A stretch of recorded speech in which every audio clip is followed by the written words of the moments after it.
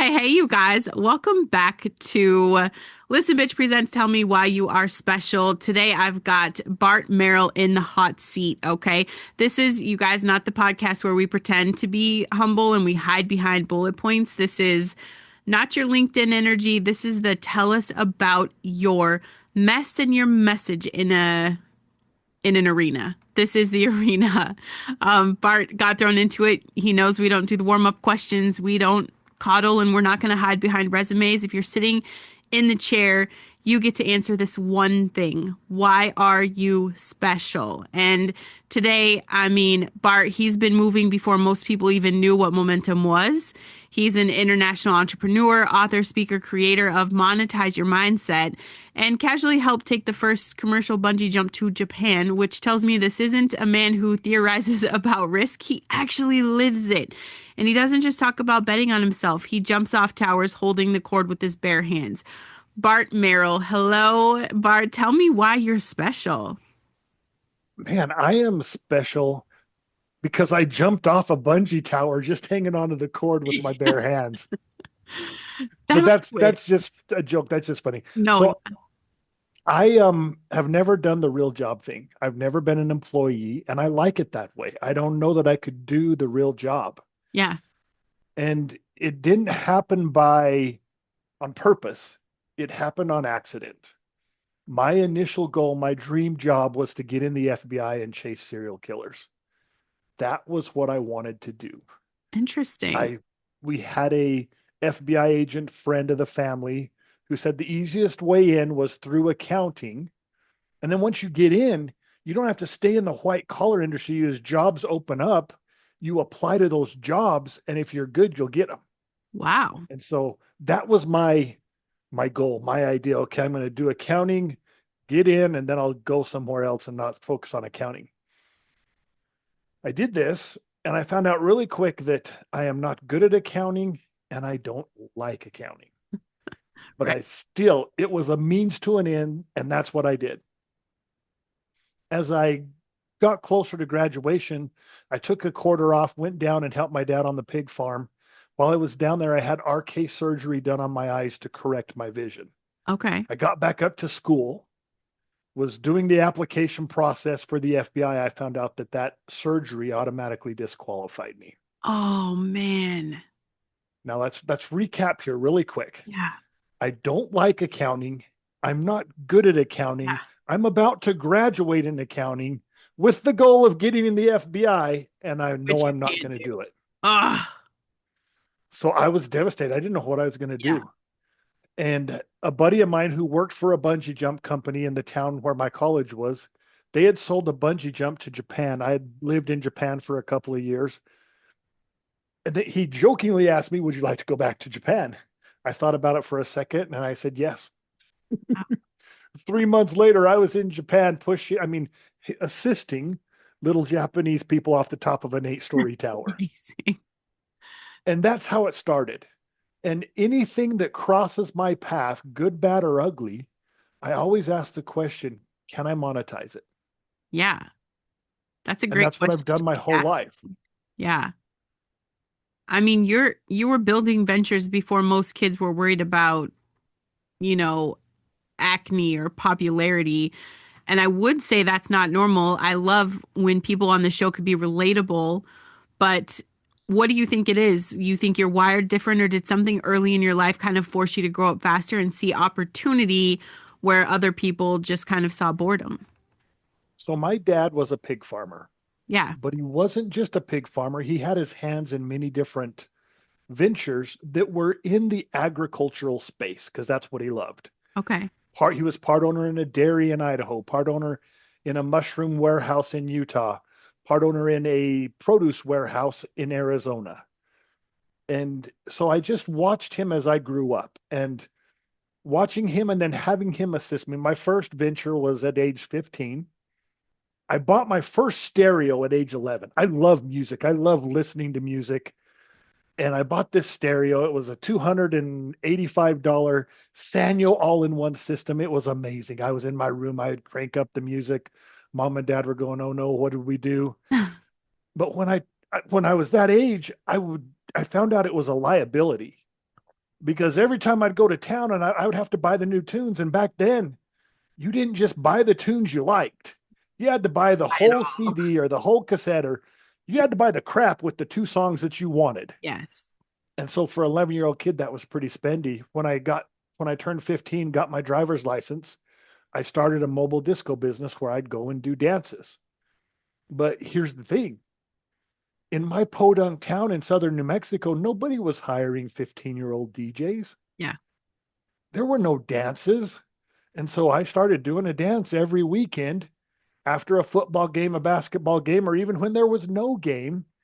I rented the community center myself, hired an off duty cop for security. Mom and dad took money at the door. I spun records. Everybody had a good time. That's amazing.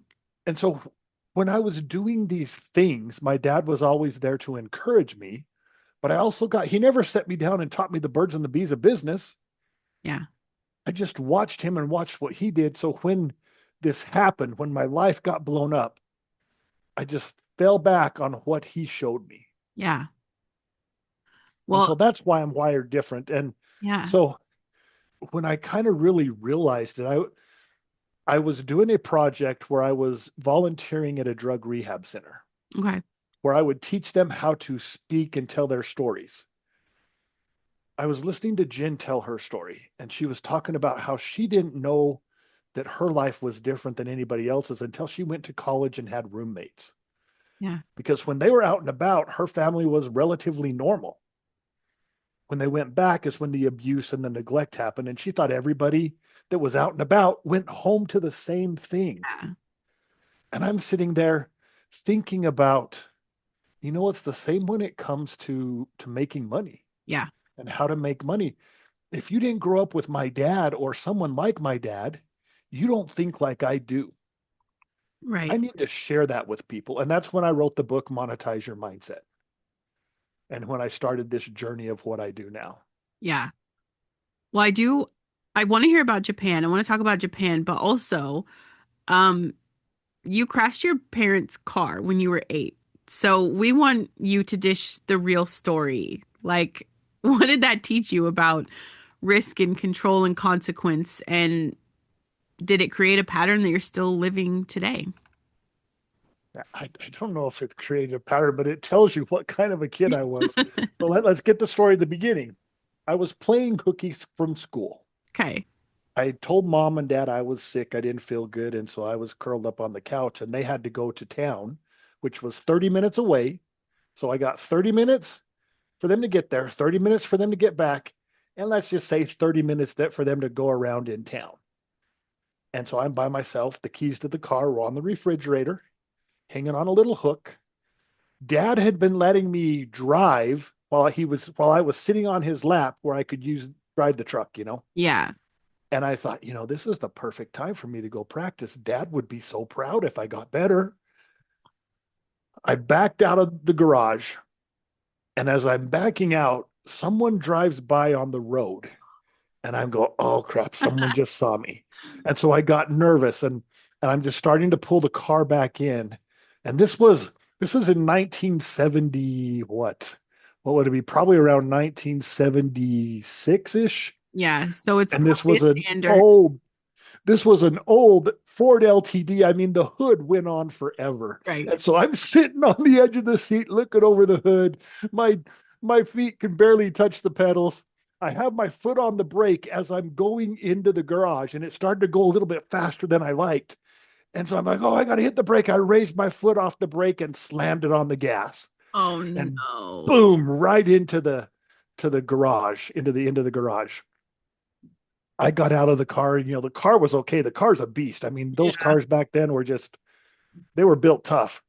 But the cabinets at the end of the garage were destroyed. Wow. And so that's how I wrecked the car at age 8.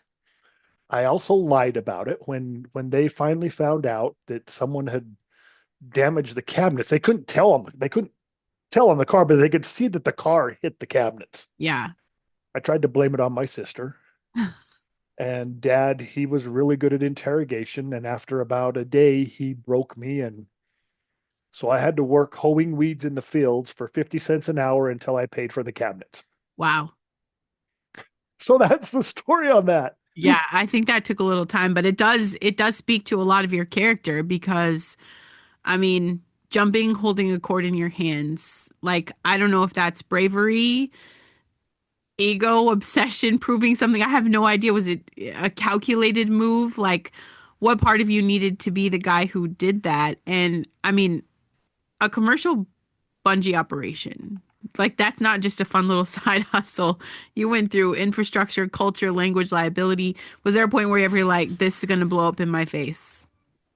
I probably didn't think that far. I was still, well, I was probably 26, 27. So I should have known better, but I didn't. And so how it all went down is in this, on this system, there is a stuntman airbag at the bottom of the tower. Okay.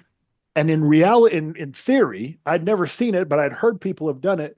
You could jump off the tower without a bungee cord, hit the air mat, and be okay. Okay. So my brilliant mind asked me as I'm sitting at the top of this tower, kind of bored because we didn't have customers at the time. And Okay. I just kind of said, okay. My brilliant mind says, can you do that? And I walked over to the edge and I looked down and I said, no, I'm not that stupid. But then the brilliant mind continued. And so as we attach a bungee cord to our customer, Yeah. we have this nylon strap. It's about a foot long and it has a carabiner on it. You can hook it around to each other and I can create a loop. And if I put two loops at the bottom of the bungee cord, I have Handles. handles. And so I could jump, wait for the bouncing to stop, and then just let go. And that way I'm falling from 6 stories instead of 8. And in my head, I could do that. Right. Now, people are saying, okay, that's stupid. What if you can't hang on?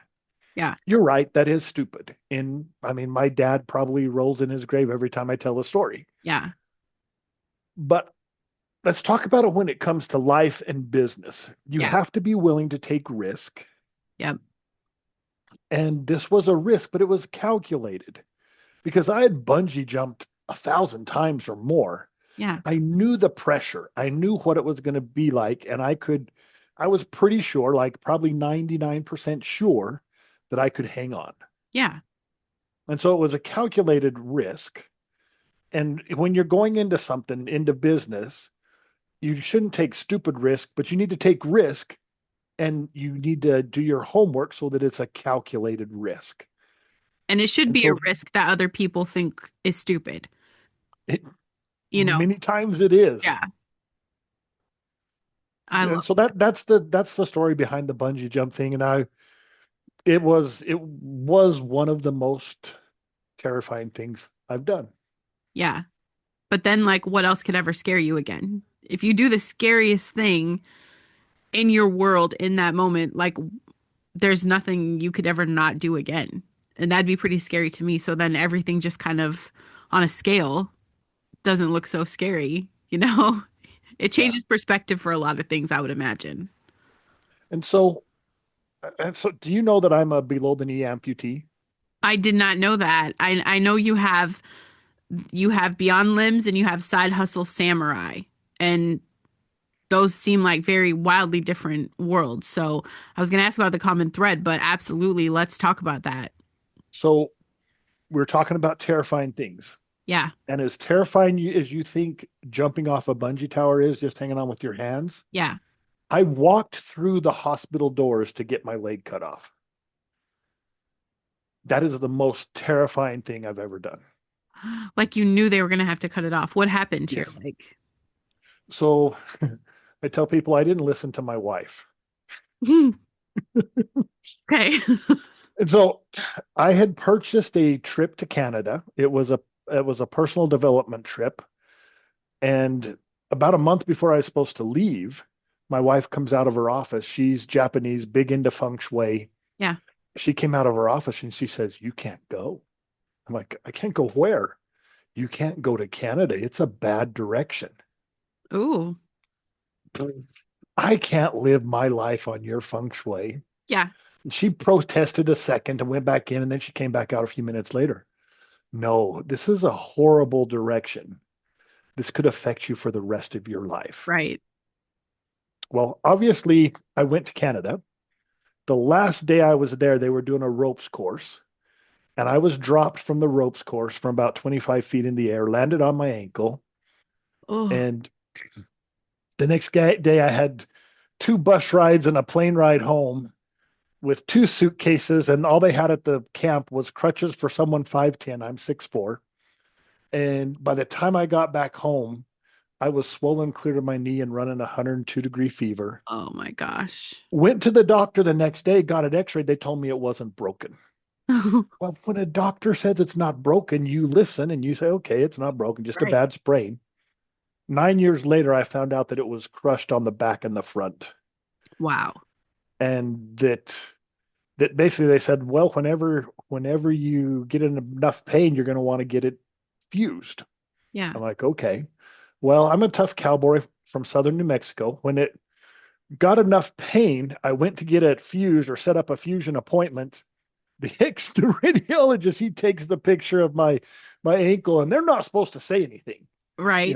It's Yeah. against the rules for them Cool. to say anything to me. Yeah. From behind the partition where he's pushing the buttons, he yelled out, "Damn, Oh my God. you don't have an ankle bone." And I'm just like, oh gosh, this isn't good. This is not going to be good. Right. When in the doctor's office, he confirmed that I have no ankle bone Wow. and that the only option was fusion or was amputation. Sorry. Yeah. And so I basically, long story short, it was 6 months from when I got this diagnosis to when I had the surgery. I walked in on my own 2 feet, knowing that I wasn't going to walk out. And the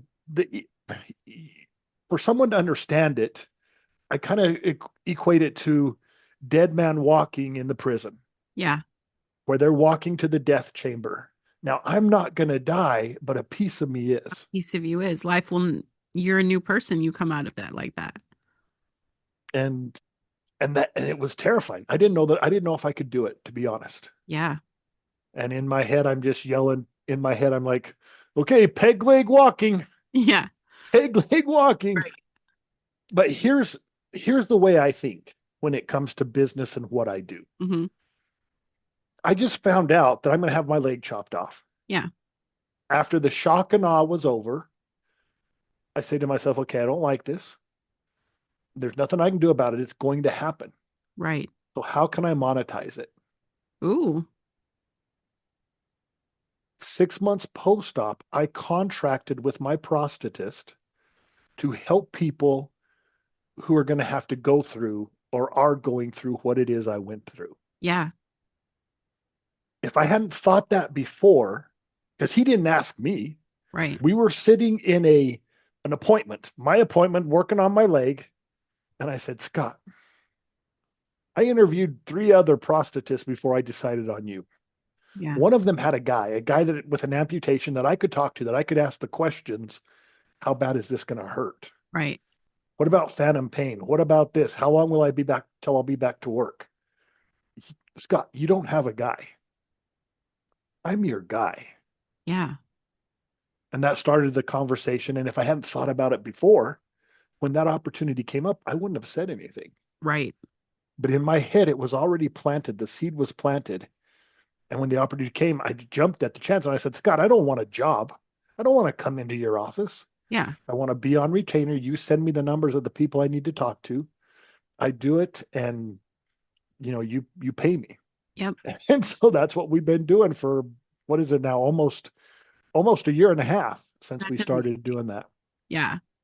Art, I just have to ask you, when your leg got amputated, did your wife take it and beat you with it for not listening to her? Because I feel like that is a missed opportunity if she did not do that. So so like I said, she's Japanese and she did not know the phrase "I told you so." Okay. So the initial fall happened in 2012. Right. When I found out this was going to get amputated, I came home to her. I says, "Honey, I got to tell you a secret that I haven't been telling you for a long time now." Yeah. She's like, "What?" There's a phrase in English that is "I told you so," Yes. and I told her how to use it, and she's like, Oh, I just heard that on English class on TV last week. I was like, well, now you know how to use it. Right. Yeah. No, she did. She was very nice and did not beat me with it. Yeah. And I still don't know that I listen to her feng shui as often as I should, but So still no lessons it's pretty learned, which is scary. good. At least she knows that you have the mindset of how can I monetize this? So she will know forever that you will make anything in life benefit financially. So that's incredible. Yeah, that's shit. Like I said, anything good, bad, or ugly, Yeah. I always ask the question, can I monetize it? When you, I mean, building something like Beyond Limbs, like this requires like vulnerability, right? It's not just grabbing some straps and jumping off a cliff. It's a different level of vulnerability. And I think a lot of people in the entrepreneurial world avoid that.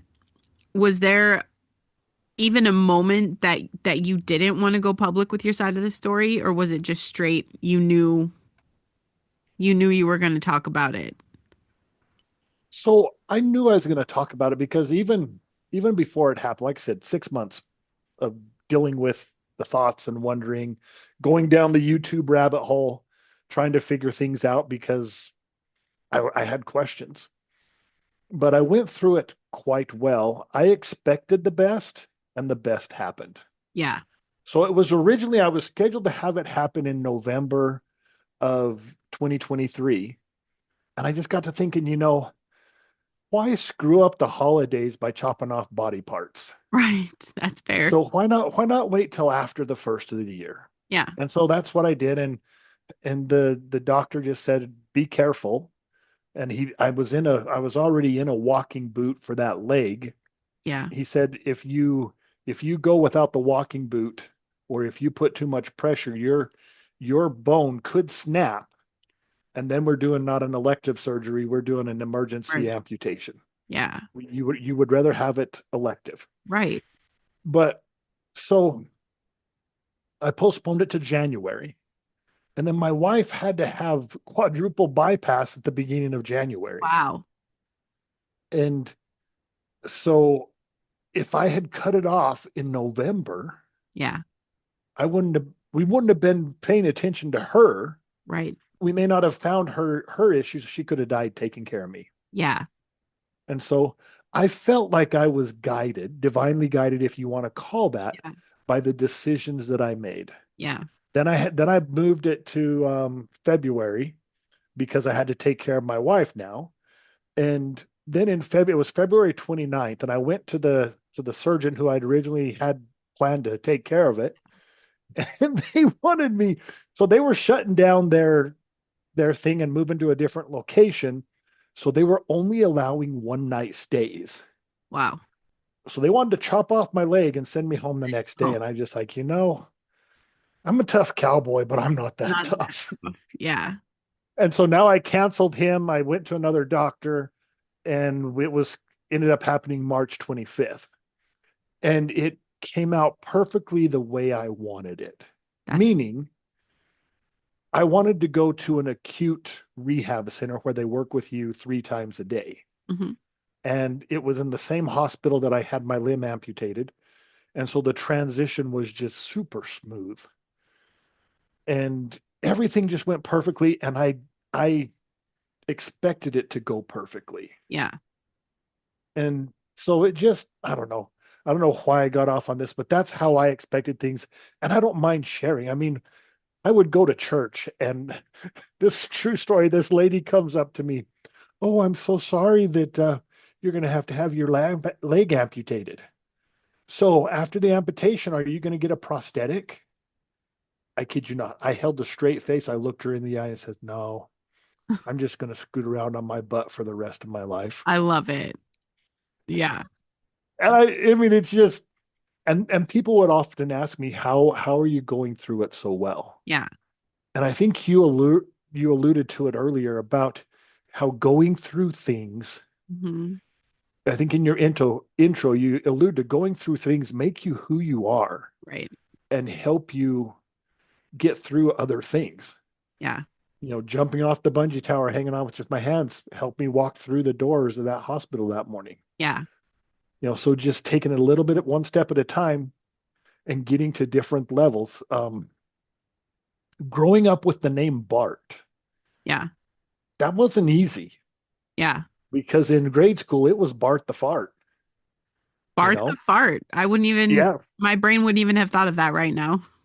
Well, that's what, and I'm not advocating Yeah. doing, Right. but the experiences doing, I mean, I fought a lot in high school because it got even worse in high school. Yeah. And when thank goodness, when I became the DJ, then I became not Bart the fart, but I came Music Man or whatever they would call me that was completely different. But those experiences growing up made me who I am today Yeah. and helped me deal with the different things, whether it's my dream job getting blown up. Right. You're going to have failures in business if you go into business. You're not going to hit the home run every time. Right. Help me go through these different failures that may have happened. And right after 9/11, I lost a lot of money in business. Yeah. And it helped me to maneuver that with a decent outcome, decent attitude. Right. And so going through bad stuff is good to create who you are if you have the support team to help you get through it Yeah. to where you're bending and not breaking. Yeah. No, that makes a lot of sense. We're coming up on the end here, so I'm going to ask you a final question, and I want you, after you answer the question, obviously let us know where people can get resourced and find you. Show notes, check the show notes for the links, okay? But someone listening right now is sitting on something, an idea, a story, a skill, a scar, and they have convinced themselves that it's too small, it's too weird, it's too late. What do you say to that person? As you can hear through what we've talked about, that I've monetized different things that you may think are too small. I mean, who would have thought I could have monetized getting my leg cut off? Now, don't go and get your leg cut off to start a side hustle. Yeah. But there is, in this world today, with AI and the resources we have, it's the easiest time in the history of the world to start a side hustle or a side business that could become your main hustle if you wanted it to be. Start with the small thing and get that small win, and it could snowball into bigger things. Yeah. So with my leg thing, I just want to, it's a small thing. I mean, it's a good chunk of change that I make Yeah. helping people, but it's grown into other ideas that have come up. So my just a quick, this is my leg, has the side hustle samurai on it. It's Yeah. tax deductible. This I cannot change. Yeah. What if I make something that is interchangeable that I could change this depending on what I want to feel or what Right. I want it to be? Yeah. Okay, so something that talking with my prosthetist, we are working on. That's amazing. There's a couple of other apps for a prosthetist that we are, com- computer apps, Yeah. all stemming from one small thing about helping other people. Yeah. So even if it's small, once you get into the world of whatever it is you're doing, other things may open up. Right. And can I say one quick story? Do we Yeah. have time? Yeah. So have you heard the story Acres of Diamonds? No. So it's about a farmer, a Persian farmer. His name was Ali Afed. He sold his farm, went in search of diamonds. He died broke alone in a foreign land. He never found his riches. Mm. The farmer that bought his farm was watering his camel in the brook that ran through the property, and he saw this shimmering rock in the little strange in the brook. He reaches down and picks it up, and it was a diamond. He discovered diamonds, acres of diamonds in what was Ali Afed's backyard. Wow. My family, we have a similar story. Instead of acres of diamonds, we call it acres of pig poop. Like I said, my dad was a pig farmer. Yeah. There were more pigs than people in my town. Yeah. On our farm at any one time, we had 18, 19,000 pigs. Right. And that's a lot of pigs. We had about 2,000 sows. Do you know what a sow is? Mm. It's a mama pig for those who don't know. Yeah. And a mama pig can give birth 2.5 times a year, and we averaged 9.97 pigs per litter. Wow. So if you do the math, that equals a lot of pig poop. A lot of pig poop. We had these three man-made ponds that we called the lagoons that we would, it was a sewage pond, a settling pond. Mhm. Go here one year, then here the next year, and then here the next year. Now, when Dad got into his mid 60s, he decided it was time to shut down the pig operation and go in search of his next big thing, his next opportunity, his next acres of diamonds. Yeah. He died at age 81. He never found his next big thing. 2 years later, we sold the farm for $235,000, which was a fair price for the property at the time. Yeah. The new owners, they were leveling those man-made ponds. They'd been dry on top for years.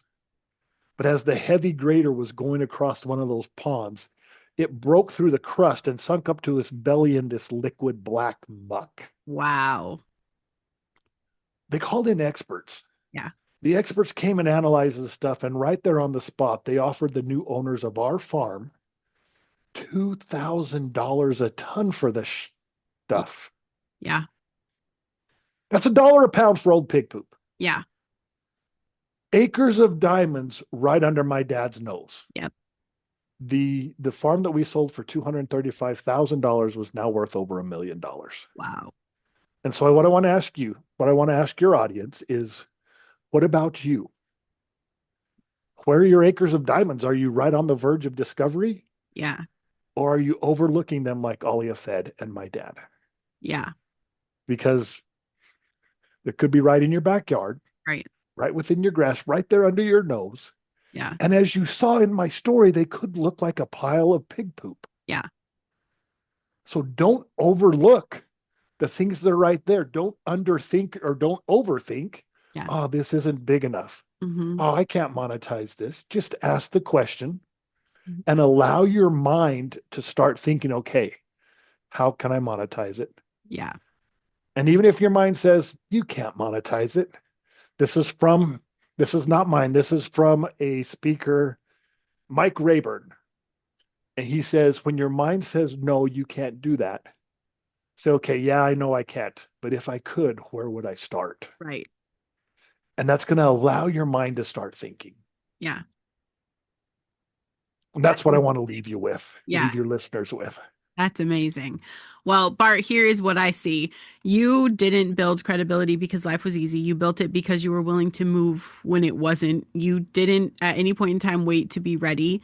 You didn't wait to be fully healed. You didn't wait to be fully certain. You jumped. You walked down the hall. And those are the things that I want everyone listening to tattoo on their brains. The thing you think disqualifies you is usually the thing that qualifies you. And I promise you are closer to the pig poop than you think. It's just a matter of keep going, keep asking the right questions. The scar, the weird wiring, maybe the moment you crash the metaphorical car, that's all leverage. Stop waiting to feel special. You become special when you decide to move. So find Bart, get Monetize Your Mindset, watch Beyond Limbs, watch Side Hustle Samurai, study someone who didn't just theorize about risk, he embodied it. And if he can jump off a tower holding the cord, if he can walk into a hospital knowing he's losing a limb, babe, you can hit publish. You can post the thing. You can build the thing. You can share your story. Bart, I thank you so much. This has been a complete pleasure and an honor. And for my listeners, I will see you guys in the arena. Thank you.